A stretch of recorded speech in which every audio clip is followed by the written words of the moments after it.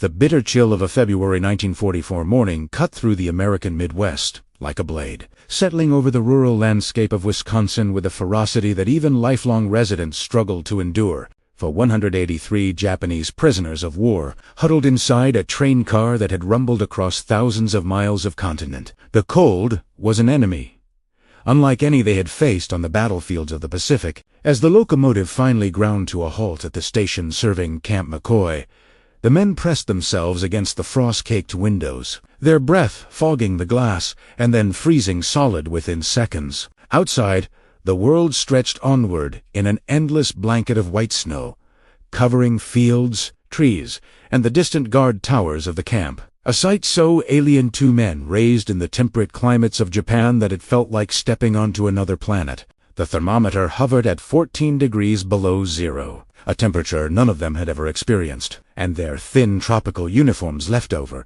from their capture in the Aleutian Islands months earlier. No protection against the Wisconsin winter. Lieutenant Commander Takashi Yamamoto, the senior Japanese officer among the prisoners, pulled his shoulders tight against the cold as he stared out at the unfamiliar landscape. 6 months prior, he had surrendered to American forces on a windswept Aleutian island, his unit depleted and out of options. In the days and weeks that followed, he had braced himself for the worst.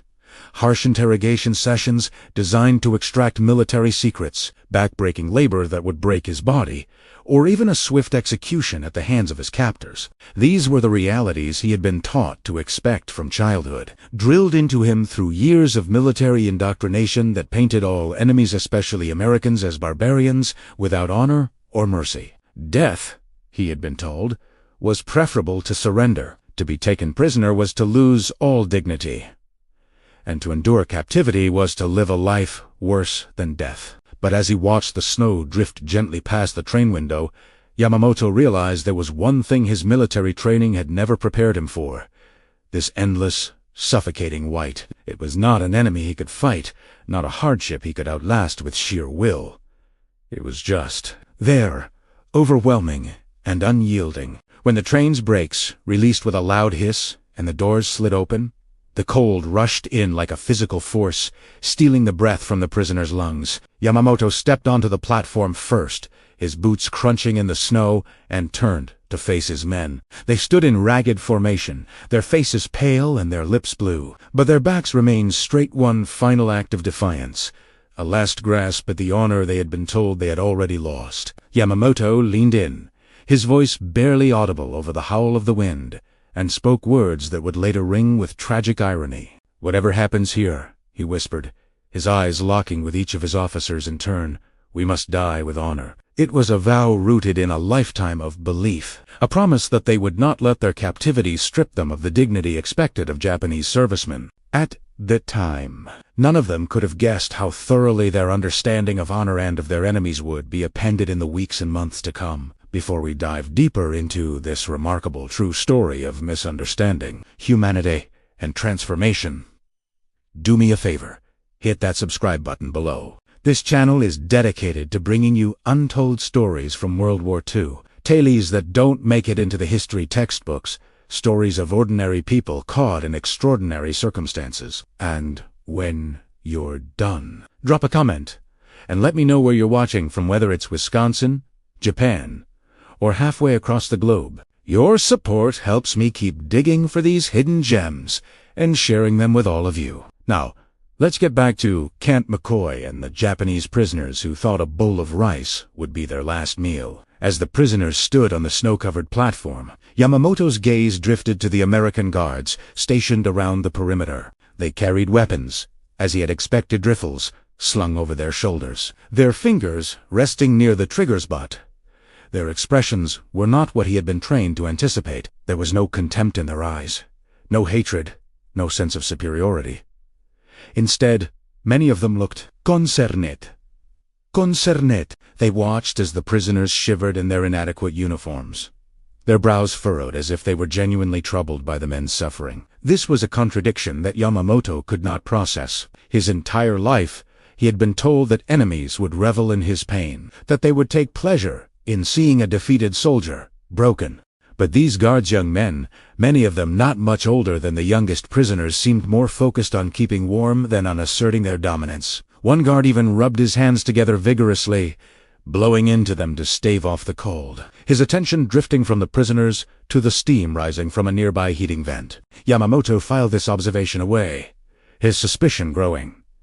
It must be a trick, he told himself, a way to lower their guard before the real cruelty began. "This way, gentlemen," called out a voice, cutting through the wind. It was Captain Robert Henderson, the camp's liaison officer, a tall man with a weathered face and a steady gaze. He spoke slowly, pausing after each phrase to allow a Japanese-American sergeant named Henry Tanaka to translate. Tanaka, who had been born in California to Japanese immigrant parents, stood beside Henderson, his posture neutral, neither aligning fully with the American guards nor the Japanese prisoners. A bridge between two worlds. "We have warm buildings waiting for you," Henderson continued, his tone calm and respectful. "You'll be given coats, socks, and boots to see you through the winter. Let's get you out of this cold." Yamamoto remained silent as the prisoners were herded toward the camp gates, his eyes scanning every detail of this. The barbed wire fences stood 12 feet high,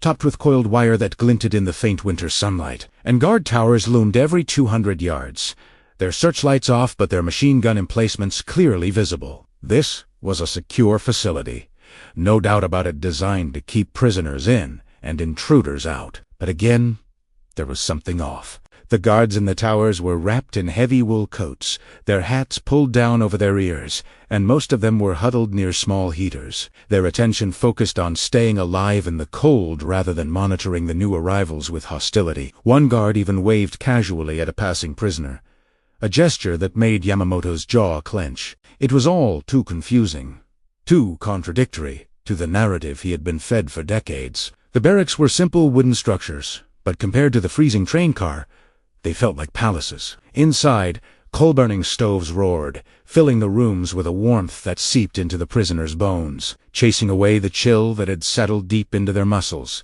The men crowded around the stoves, rubbing their frozen hands together and blowing into their cupped palms, their faces relaxing for the first time since they had left the illusion. Before long, American soldiers arrived carrying stacks of clothing, thick wool coats in olive green, thermal socks that reached mid-calf, and insulated boots lined with fur. They handed the items out one by one. No questions asked, no demands made. Yamamoto watched as his men received the clothing, their faces a mix of confusion and wariness. Ensign Hiroshi Nakamura, a young pilot who had been shot down over A2 Island and captured, turned to Yamamoto, his voice shaking with uncertainty.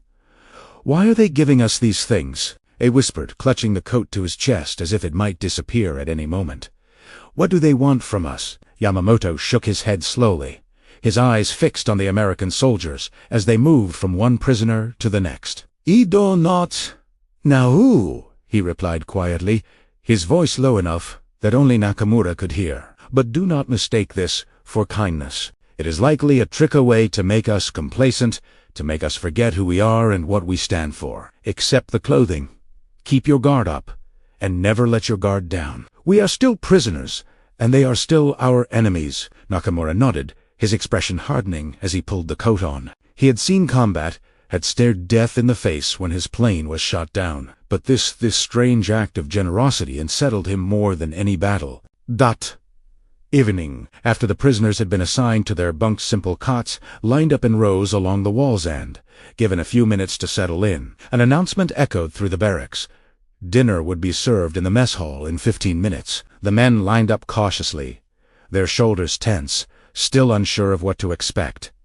Would the food be spoiled? Would it be barely enough to keep them alive? Would it be laced with something to weaken them? These were the thoughts racing through their minds as they walked to the mess hall, their boots thudding against the wooden floors of the camp's walkways. The mess hall was a large, open room with long tables and benches, lit by fluorescent lights that cast a harsh glow over the space. American soldiers were setting up serving stations along one wall, carrying large metal containers that steamed in the cool air. As the prisoners filed in, a smell hit them, a smell that made many of them stop in their tracks. Rice, but not just any rice. This was white rice, the kind that smelled clean and sweet, the kind that glistened when it caught the light. In Japan, white rice was a luxury reserved for officers, wealthy civilians, and special occasions. For most of the prisoners, who had grown up eating mixed grains, rice stretched thin with barley, or even rice mixed with roots and leaves during the war, this was a sight they rarely saw, let alone tasted. Yamamoto felt a knot form in his stomach as he approached the serving line, his heart pounding in his chest. An American soldier, a young man with a freckled face and an easy smile, ladled a generous portion of the white rice onto Yamamoto's metal tray. Each grain was distinct, perfectly cooked, no clumps, no burnt bits, exactly the kind of rice that, in Japanese tradition, was served to condemned prisoners as their final meal. For centuries, it had been a ritual, a bowl of white rice, paired with red beans and fish, given to those about to be executed as a final gesture of respect before death. It was a tradition rooted in honor, a way to send someone off with dignity, even in their final moments. But as Yamamoto stared down at the rice on his tray, he felt his blood run cold. This was it, he thought. This was their final meal. They would eat, and then they would be taken outside and shot. The Americans were giving them one last act of respect before ending their lives. He turned to Nakamura, who stood behind him in line, and saw the same realization dawning in the young pilot's eyes, fear mixed with resignation, an acceptance of fate. "They are going to execute us," Nakamura whispered, his voice barely audible, his hands trembling so badly that the tray in his hands clattered softly. "This is our last meal." The words spread through the line like wildfire, passing from one prisoner to the next in hushed tones. Within minutes, the entire mess hall was filled with a heavy silence, broken only by the soft clinking of trays and the occasional stifled sob. Some men began to weep quietly, their heads bowed as they thought of their families back in Japan, families they would never see again, families who would never know what had happened to them. Others stood rigid, their jaws set, determined to face death with the dignity expected of Japanese servicemen. A few picked up their spoons and forced themselves to eat, swallowing mouthfuls of rice that tasted like ash, knowing it would be the last thing they ever ate. Yamamoto, as the senior officer present, knew he had to maintain order. He took a deep breath, steadying his voice, and addressed his men in Japanese, his words cutting through the silence. "We knew this day might come when we surrendered," he said, his voice firm, despite the fear he felt in his bones. "We talked about it, prepared for it. Now, we will face what comes with courage. Eat the meal they have given us. Do not let them see us break. Do not let them take our dignity.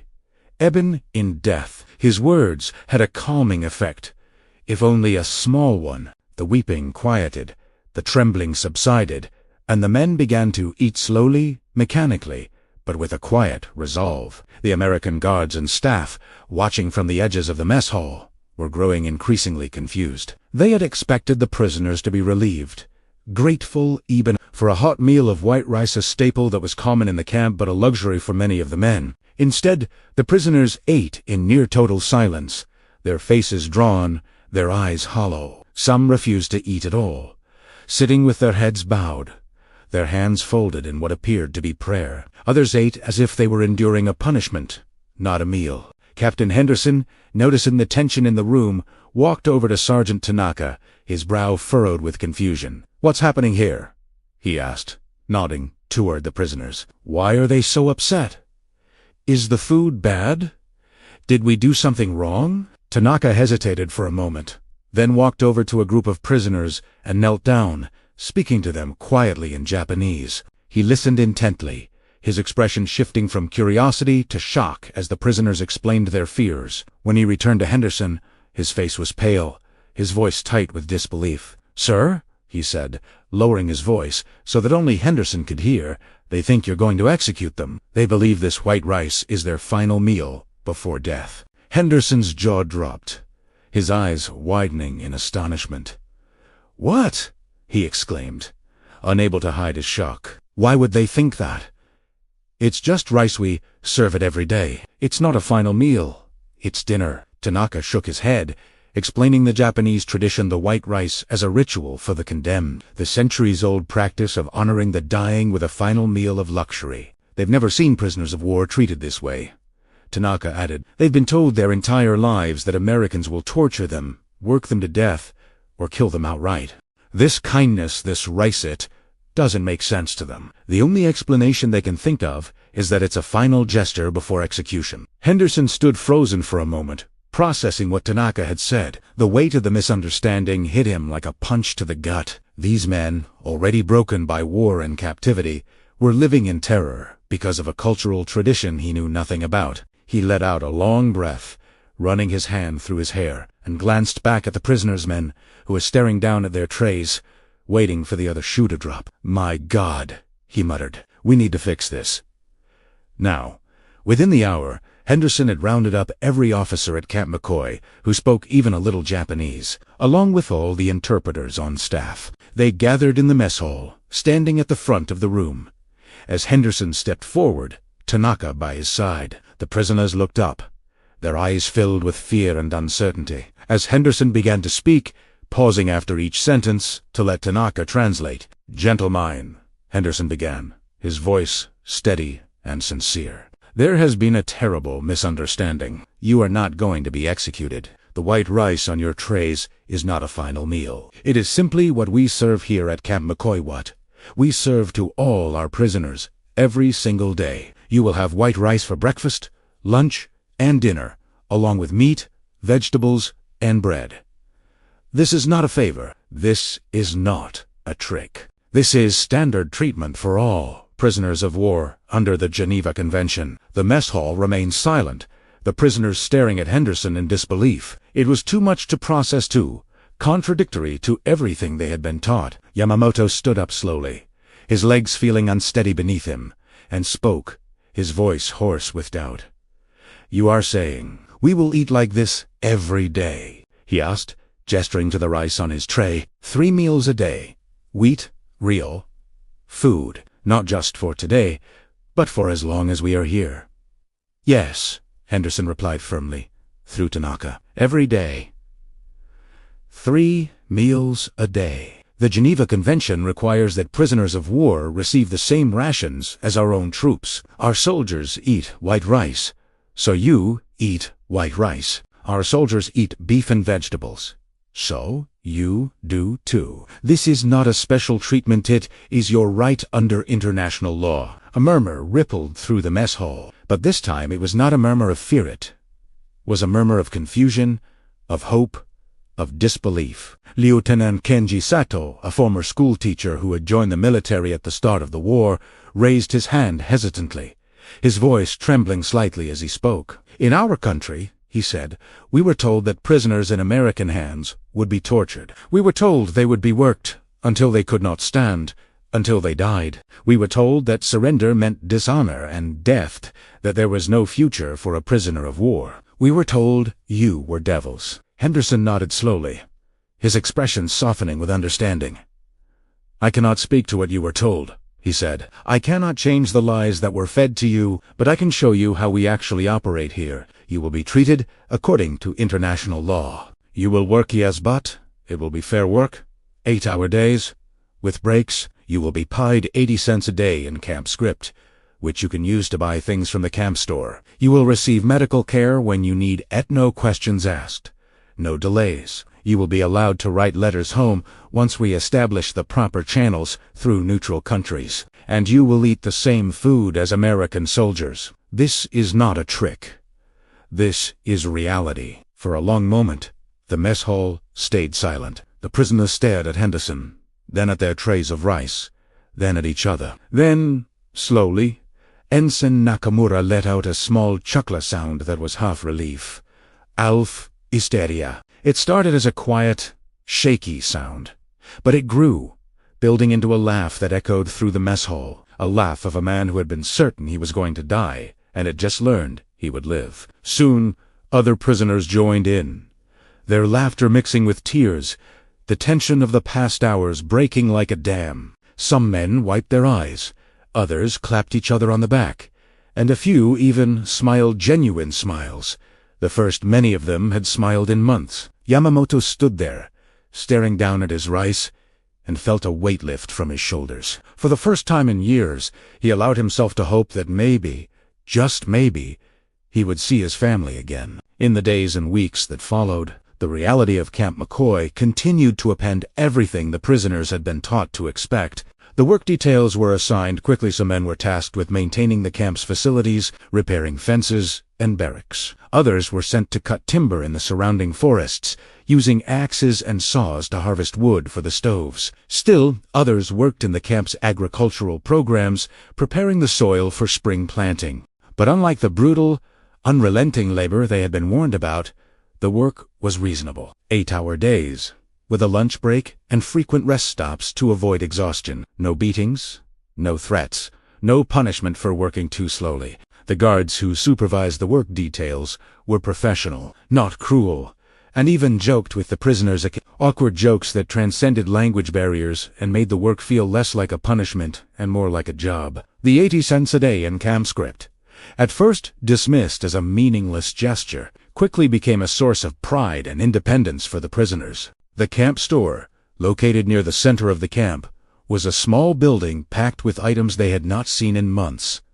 Cigarettes, candy, writing materials, and even musical instruments, guitars, harmonicas, a few small drums. For many prisoners, it was the first time in years they had been able to buy something for themselves, to make a choice about what to spend their money on. Yamamoto saved his script for weeks, finally purchasing a small leather-bound notebook and a pencil. He began keeping a detailed diary of his experiences at Camp McCoy, writing in careful, precise Japanese characters, documenting everything from the meals he ate to the conversations he had with guards and fellow prisoners. His entries from those early weeks reveal a man struggling to reconcile his lifelong beliefs with the world around him. February 23, 1944.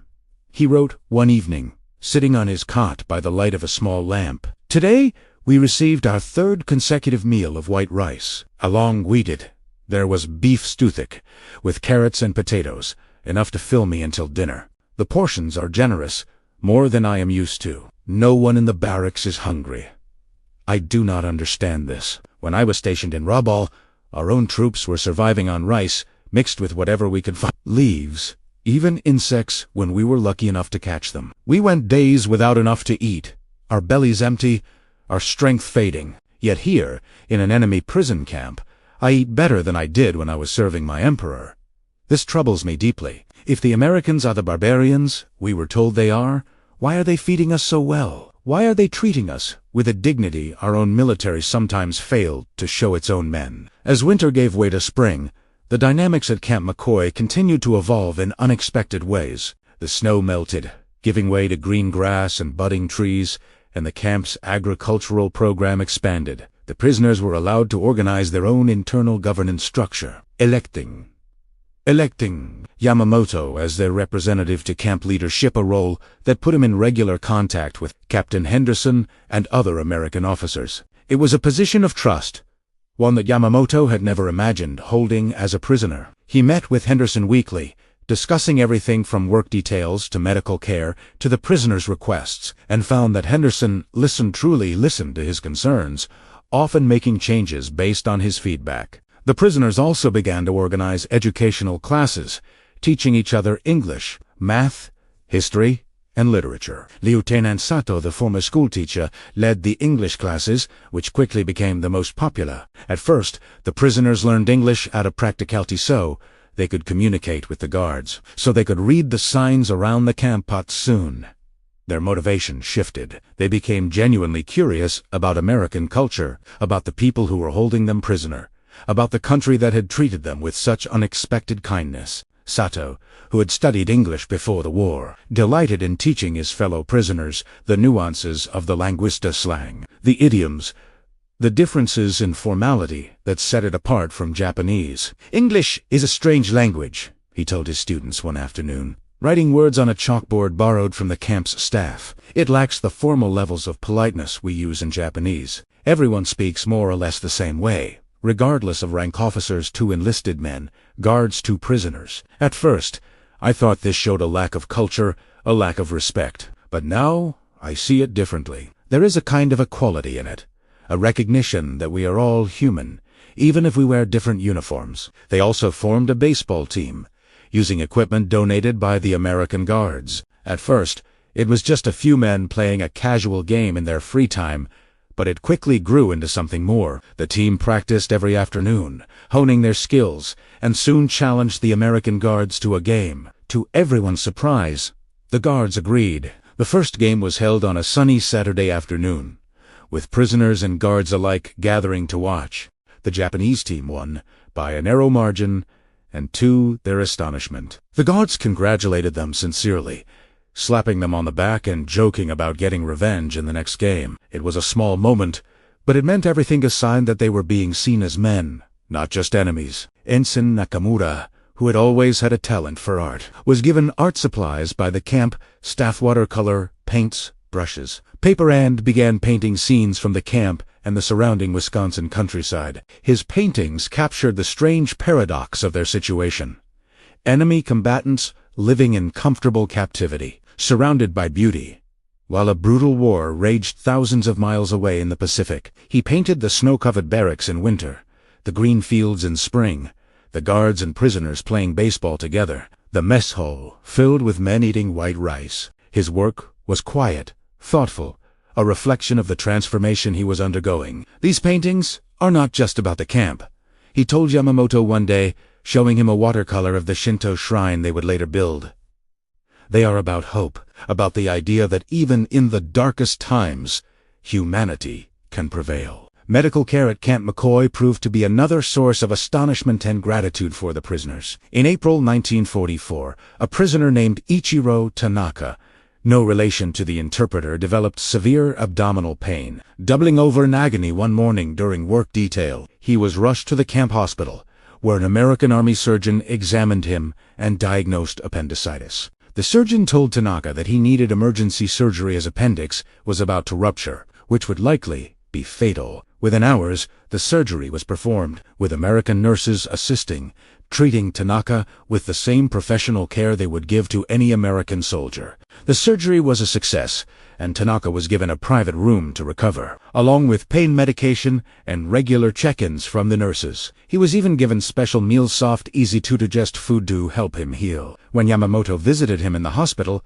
Tanaka was still weak, but his eyes were clear, filled with emotion. "They saved my life," he whispered, his voice barely audible. "The doctor told me, through the nurse, that my appendix would have ruptured within hours. In a Japanese camp, with our limited medical supplies, I would have died. There is no doubt about it. But here they operated on me as if I were one of their own. They cared about whether I lived or died. I never thought I would say this about an enemy, but I am grateful. So grateful." Perhaps the most profound change, however, came in how the prisoners viewed their captors on an individual level. Captain Henderson made it a point to walk through the camp every day, greeting prisoners by name, asking about their families, their health, their experiences. He did not do it out of duty, but out of genuine curiosity and respect. He wanted to understand these men, to learn about their lives, their culture, their beliefs. He organized educational programs where prisoners could learn about American history and government, showing them films and giving them books translated into Japanese about the United States. He arranged for Hollywood movies to be shown in the mess hall on Friday evenings, carefully selected to avoid war themes, focusing instead on comedies, dramas, and westerns. The movies became a popular weekly event, with prisoners and guards alike gathering to watch, laughing and cheering together as the stories unfolded. One evening in May, Henderson joined a group of prisoners including Yamamoto, Nakamura, and Sato IV.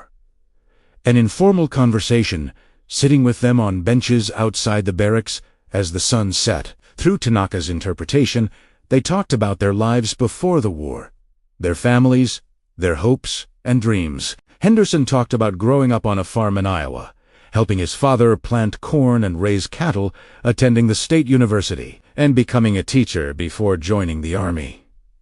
He talked about his wife and 2 young children who lived in Iowa and how he missed them every day. Yamamoto, in turn, talked about his career in the Japanese Navy, his wife Keiko, and his 2 daughters Kaho and Main Yokohama. He talked about his love of poetry, reciting a few lines from his favorite poet in Japanese, then explaining their meaning to Henderson.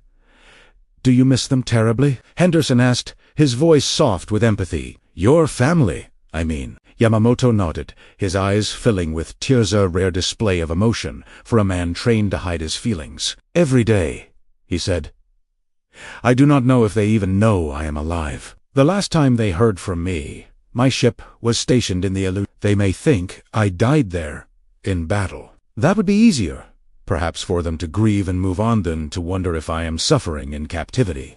"We're working on establishing a letter-writing program," Henderson said, leaning forward slightly, "through neutral countries like Switzerland. It's complicated, there's a lot of red tape, a lot of censorship on both sides.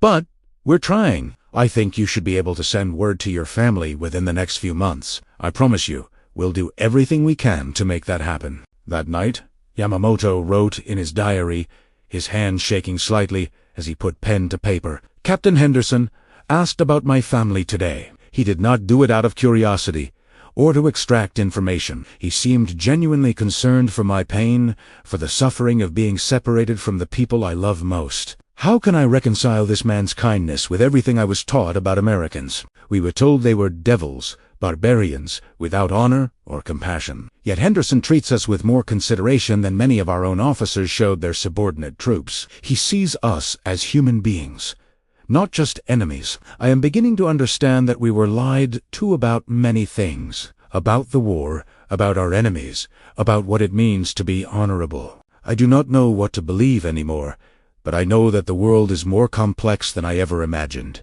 As spring turned to summer, the camp's agricultural program flourished. Prisoners worked alongside American soldiers to plant and tend extensive vegetable gardens, growing tomatoes, beans, squash, and corn. The work was hard, but rewarding, watching the plants grow from seeds to mature vegetables, knowing that the food they were growing would supplement the camp's rations. The prisoners were even allowed to keep a portion of the produce for their own use, using it to make meals in the barracks in their free time. On warm evenings, they would gather outside, building improvised hibachi-style cookers from metal cans and grilling vegetables, sharing stories and laughter as the sun set. It was a taste of normalcy, a reminder of the lives they had left behind, a hint of the lives they might one day return to. Lieutenant Sato's English classes continued to grow in popularity, with nearly every prisoner in the camp attending at least one session a week. The prisoners were eager to learn, driven not just by practicality, but by a genuine desire to connect with their captors. They wanted to understand the language,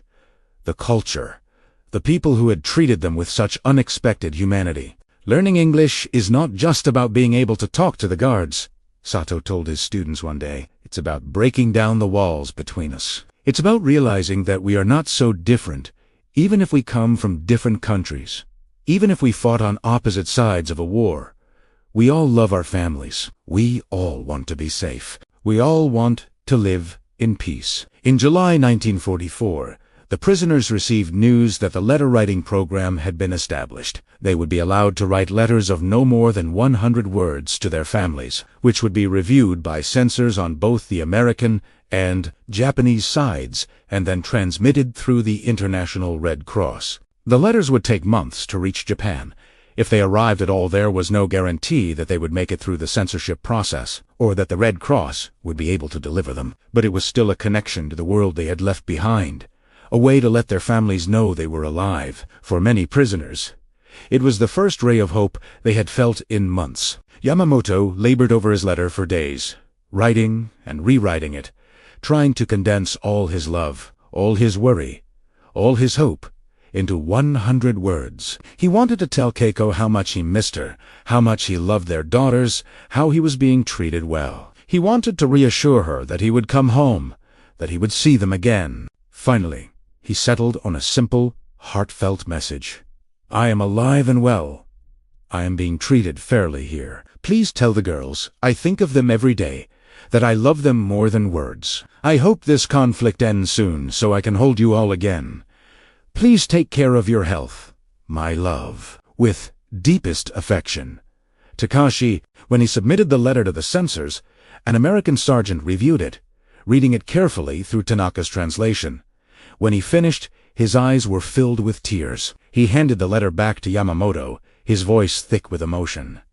"This will go out, Commander," he said, through Tanaka. "I promise you. We'll do everything we can to make sure it reaches your wife. No one should have to wait this long to hear from the person they love. The summer also brought an unexpected development. A group of prisoners requested permission to construct a small Shinto shrine within the camp. Shinto was the traditional religion of Japan, a faith rooted in nature and ancestor worship, and the prisoners wanted a place to pray, to honor their ancestors, to find comfort in their faith during their captivity. It was a bold request, one that many of them feared would be denied, as they had been told that Americans would suppress their religion, would force them to abandon their traditions. Henderson took the request seriously, discussing it with camp leadership and even contacting Army headquarters for guidance. After weeks of deliberation, the request was approved. The prisoners were given permission to build a modest wooden shrine, using materials from the camp's lumberyard, and to hold dedication ceremonies in accordance with Shinto tradition. On the day of the dedication, American guards attended, standing quietly at the edges of the ceremony, removing their caps as a sign of respect for the religious nature of the event. They did not interfere, did not mock, did not try to stop the prisoners from practicing their faith. For Yamamoto, it was a moment of profound gratitude. "In all my years of service," he told Nakamura afterward, "as they stood before the shrine, I never imagined I would practice my faith freely while being held prisoner by the enemy. Yet here we are, in the middle of Wisconsin, maintaining our traditions with the blessing of our captors. I never thought this was possible." As 1944 progressed, news from the Pacific Theater filtered into Camp McCoy through newspapers, radio broadcasts, and occasional updates from the camp staff. The prisoners learned of American advances through the Pacific Island, Saipan, Tinian, each victory bringing the war closer to Japan itself. The news brought mixed emotions. Pride in their comrades who continued to fight, who were defending their homeland. Fear for their families, who were living in a country under increasing threat. And a growing sense of dread about what the future held. They knew that if the Americans reached Japan, the fighting would be brutal, that their country would suffer, that their families would be in danger. In September, a new group of Japanese prisoners arrived at Camp McCoy, bringing fresh perspectives and fresh skepticism. Among them was Commander Yoshiro Fujita, who had been captured after his submarine was forced to surface by American warships. Fujita was a hardened naval officer, deeply indoctrinated in the military's propaganda about American cruelty. When he arrived at Camp McCoy and saw the prisoners well-fed, healthy, even smiling, he refused to believe it. "This cannot be real," he told Yamamoto during their first conversation, his voice filled with suspicion. "You are well fed. You have warm clothing. You are allowed to practice your religion. This must be some elaborate deception designed to make us lower our guard, to extract information, to break us." Yamamoto smiled sadly, remembering how he had felt when he first arrived. "I said the same thing," he replied. "I thought every act of kindness was a trick, every meal a trap. But I promise you, this is simply how they treat prisoners here. Give it time. Open your eyes. You will see that what you have been told is not the truth." Fujita's transformation mirrored what many of the other prisoners had experienced. At first, he remained skeptical, watching every interaction, waiting for the cruelty to begin. But as the days turned into weeks, he saw the consistency of the Americans' treatment. The 3 meals a day of white rice and vegetables, the fair work details, the medical care, the respect for their traditions. Slowly, his suspicion gave way to confusion, then to reluctant acceptance, and finally to a quiet understanding. By the end of his first month at Camp McCoy, Fujita was attending Sato's English classes, playing baseball with the other prisoners, and even writing a letter to his family. "I was wrong," he told Yamamoto one day, his voice filled with humility. "Everything I was taught was a lie. These men are not barbarians. They are human beings, just like us." By the winter of 1940, Camp McCoy had evolved into something remarkable, a place where enemies lived side by side, not in hatred but in a fragile, tentative respect. The prisoners had organized a small orchestra, using musical instruments from the camp store, and held weekly concerts for themselves and the guards. They published a camp newspaper in Japanese, filled with stories, poems, and artwork. Nakamura's paintings were a regular feature. They held athletic competitions, poetry readings, and even a small festival to celebrate the Japanese New Year, with the American guards bringing treats and joining in the celebrations. Yamamoto had become a bridge between the prisoner population and camp leadership, a trusted mediator who could communicate the prisoners' needs and concerns to Henderson and the other American officers. He was no longer just a prisoner, he was a leader, a voice for his men, and a symbol of the transformation that had taken place at the camp. In one meeting in January 1945, Henderson shared troubling news with Yamamoto, his expression serious. "Commander," he said, "through Tanaka. The reports coming from the Pacific are increasingly difficult. The fighting is intense, more brutal than ever, and casualties on both sides are very high. I know many of your men are worried about their families in Japan. I wanted to be honest, with you things are getting worse before they get better." Yamamoto nodded gravely, his heart heavy. "We hear the radio broadcasts," he said. "We know the American forces are approaching our homeland. We know what this means for our country, for our families. We fear for them every day. I want you to understand something," Henderson said, leaning forward, his voice firm and sincere. "Regardless of what happens in the Pacific, regardless of how this war ends, your treatment here will not change. You are prisoners of war under the Geneva Convention, and that protection continues until the conflict is officially over. No matter what happens between our countries, you will be treated with dignity and respect. I give you my word." As the winter months passed, the news from the Pacific grew more grave. Reports of heavy fighting, of cities being bombed, of thousands of casualties poured into the camp, leaving the prisoners anxious and despairing. For Yamamoto, the contrast between his comfortable captivity, warm meals, a safe place to sleep, medical care, and the suffering he knew was occurring in Japan created a profound sense of guilt and confusion. He felt guilty for eating well while his countrymen starved, for being safe while his family endured bombings and hardship. He questioned his own survival, wondering if it was a sign of weakness. March 15, 1945, he wrote in his diary, "I eat white rice 3 times a day, while my countrymen fight and die on the beaches of Okinawa. While my family endures hardships, I cannot imagine food shortages, air raids, fear. What have I become? A coward, a traitor. Yet I cannot say I regret surviving. I want to see Keiko and the girls again. I want to hold them, to tell them I love them." Is that weakness? Or is it simply being human? I do not know anymore. All I know is that this war has broken so much, so many lives, so many beliefs, so many. I can only hope that when it ends, there is something left to rebuild. Then came August, a month that would change the course of history and the lives of every prisoner at Camp McCoy. On August 6, 1945, news reached the camp of a massive new weapon dropped on Hiroshima, a city in western Japan. The details were unclear. At first, reports spoke of a single bomb that had destroyed an entire city, of tens of thousands of deaths, of a fireball that had incinerated everything in its path. No one understood what kind of weapon it was, how it could be so destructive. But within days, the scale of the destruction became apparent.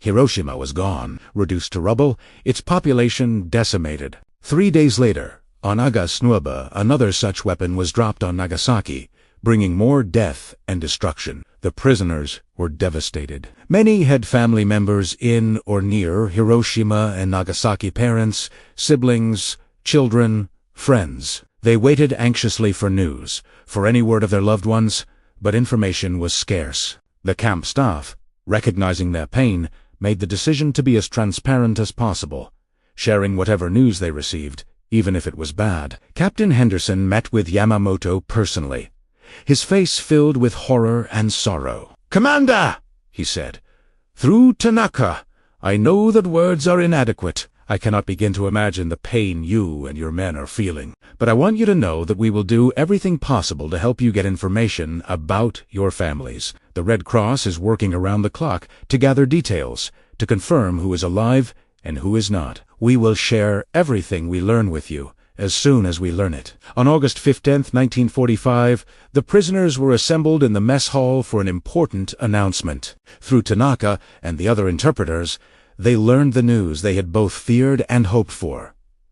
Japan had agreed to surrender, to end the war. Emperor Hirohito had addressed the nation in a radio broadcast, the first time his voice had ever been heard by the Japanese people, accepting the terms of unconditional surrender. The reaction among the prisoners was complex and varied. Some wept openly, mourning the loss of their country's pride, the defeat of their military, the destruction of their homeland. Others felt a profound sense of relief that the fighting would finally stop, relief that their families would no longer be in danger, relief that the war was over. Many experienced a confusing mixture of shame, grief, hope, and exhaustion. Shame at being defeated, grief for the lives lost, hope for the future, exhaustion from years of war and captivity. Yamamoto stood before his men, his voice steady, his eyes filled with emotion. "Our nation has endured a terrible defeat," he said, speaking in Japanese.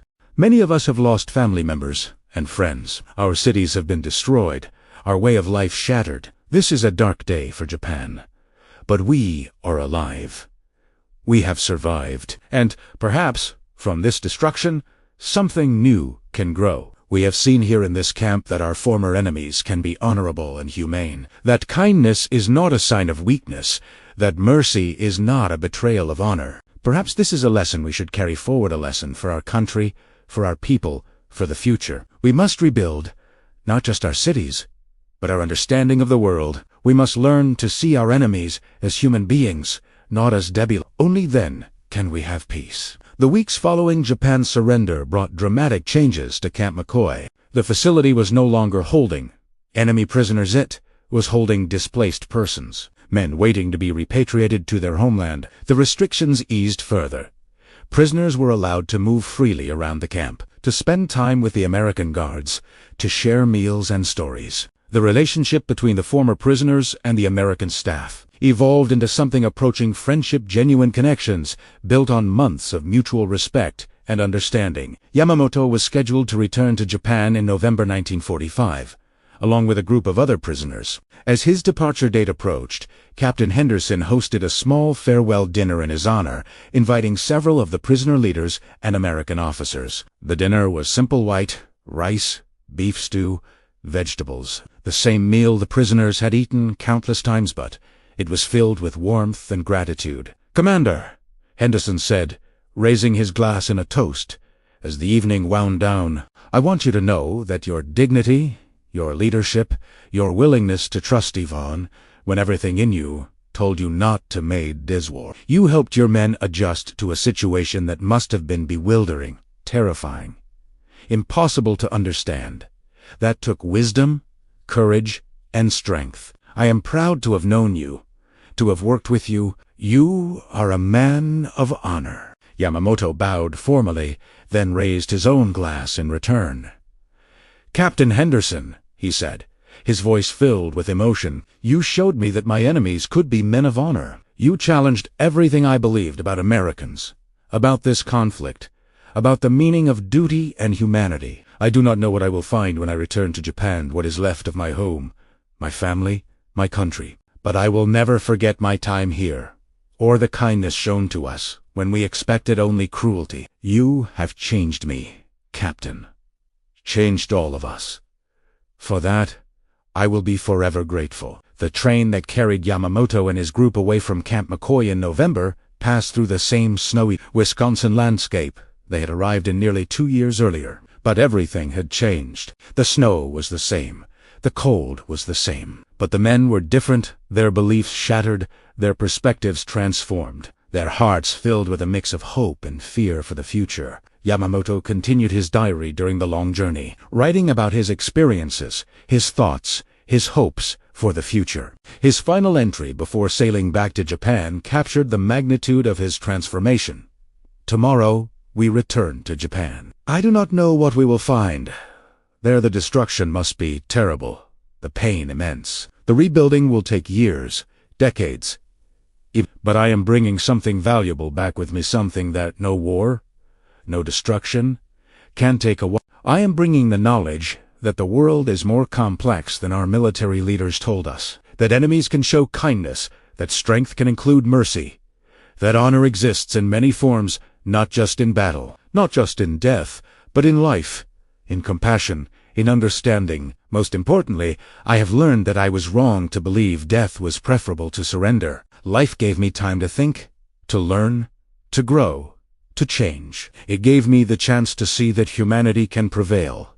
even in the darkest of times. I do not know what the future holds, but I know that I will carry this lesson with me always, for my family, for my country, for the world. When Yamamoto's ship docked in Yokohama harbor in early December 1945, he found a city transformed by destruction. Entire neighborhoods had been reduced to rubble. Buildings collapsed, streets lined with debris. But amid the destruction, life was beginning to reassert itself. People were cleaning up the rubble, setting up temporary shelters, rebuilding their lives one small step at a time. The Japanese spirit of resilience, of perseverance in the face of adversity, was already at work. Yamamoto made his way to the neighborhood where his family had lived, his heart pounding in his chest, his hands trembling with fear and hope. The building was damaged, its roof caved in, its windows shattered, but it was still standing. He climbed the stairs, his boots crunching on broken glass, and knocked on the door. It opened slowly, and there stood Keiko, pale, thin, but alive. For a moment, they simply stared at each other, unable to believe it was real, unable to find the words to express what they were feeling. Then she threw her arms around him, her body shaking with sobs, and buried her face in his shoulder. The scent of her hair, faint but familiar, mixed with the dust and smoke still lingering in the air, and Yamamoto felt a wave of emotion crash over him. Relief,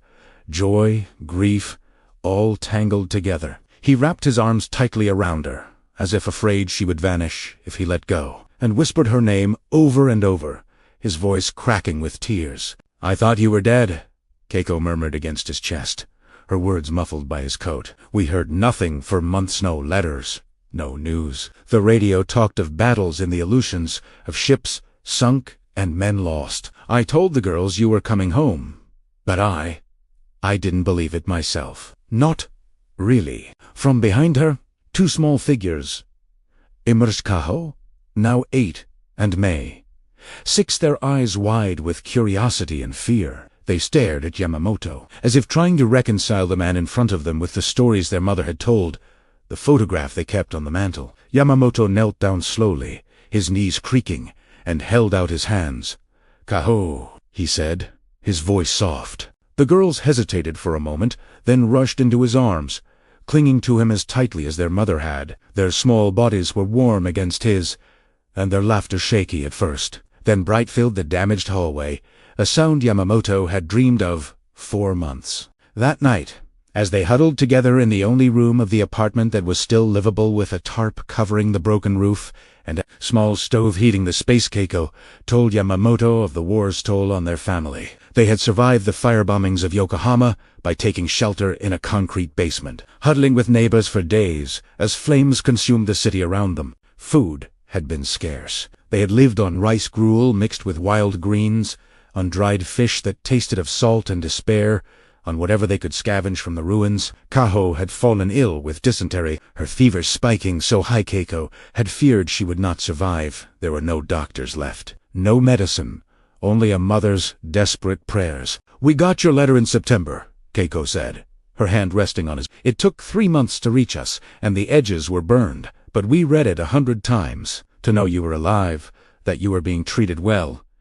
It, Gavi, it kept us going." Yamamoto listened silently, his heart heavy with guilt. While he had eaten warm meals of white rice and beef stew, while he had slept in a heated barracks and received medical care when he needed it, his family had endured unimaginable suffering. He told Keiko of Camp McCoy, of the white rice that had made them fear execution, of Captain Henderson's kindness, of the baseball games and English classes, of the Shinto shrine they had built with the Americans' permission. He pulled out his leather-bound diary, its pages worn but intact, and read her excerpts' confusion at the Americans' humanity, his struggle to reconcile his beliefs with reality, his hope of returning home. Keiko listened, her eyes wide with wonder, as if hearing a story from a distant land. "I never thought," she said, trailing off. "Everything we were told about Americans, about the enemy, it was all lies. To think they treated you with dignity when our own people were starving." In the months that followed, Yamamoto threw himself into rebuilding not just his family's home, but his country. He joined a community group that cleared debris from the streets, that helped displaced families find shelter, that distributed food and supplies to those in need. He used the English he had learned at Camp McCoy to communicate with American occupation forces, acting as an interpreter and mediator between his neighbors and the soldiers. At first, many of his countrymen viewed him with suspicion. How could a former prisoner of war speak so calmly, so respectfully, of the enemy? But as they watched him work, as they saw him bridge the divide between two cultures, their suspicion gave way to respect. Yamamoto did not shy away from talking about his experiences at Camp McCoy, from sharing the lessons he had learned that kindness is not weakness, that enemies are human, that honor can be found in compassion as much as in battle. He also reconnected with other prisoners from Camp McCoy, men who had returned to Japan and were struggling to find their place in a country shattered by defeat. They met regularly, sharing stories of their time in captivity, of their families, of their hopes for the future. Ensign Nakamura, who had become an accomplished artist during the war, opened a small gallery in Tokyo, showcasing his paintings of Camp McCoy, of snow-covered barracks, of guards and prisoners playing baseball, of the Shinto shrine standing amid the Wisconsin countryside. His work sparked conversations about the war, about captivity, about the humanity that had transcended conflict. Lieutenant Sato returned to teaching, incorporating lessons about American culture and history into his curriculum, hoping to foster understanding between the two nations that had once been enemies. In 1947, Yamamoto received a letter postmarked from Iowa, with a familiar name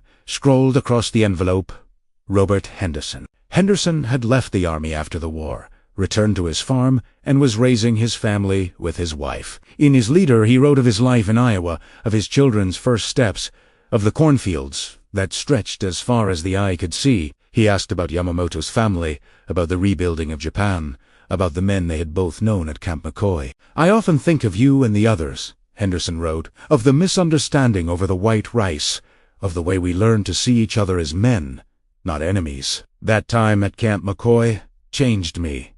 It made me realize that war is not just about battles and victory, it's about people, about the choices we make when we're faced with those who are different from us. I hope we can meet again someday, not as captor and prisoner, but as friends." Yamamoto cried as he read the letter, then wrote back immediately, pouring his heart into every word. He told Henderson of Keiko and the girls, of the progress being made in Yokohama, of the work he was doing to build bridges between Japan and the United States. He thanked Henderson again for his kindness, for showing him that humanity could prevail even in the darkest of times. "Your word meant everything to me," Yamamoto wrote. "When you promised we would be treated with dignity, even as the war raged on, you gave me hope.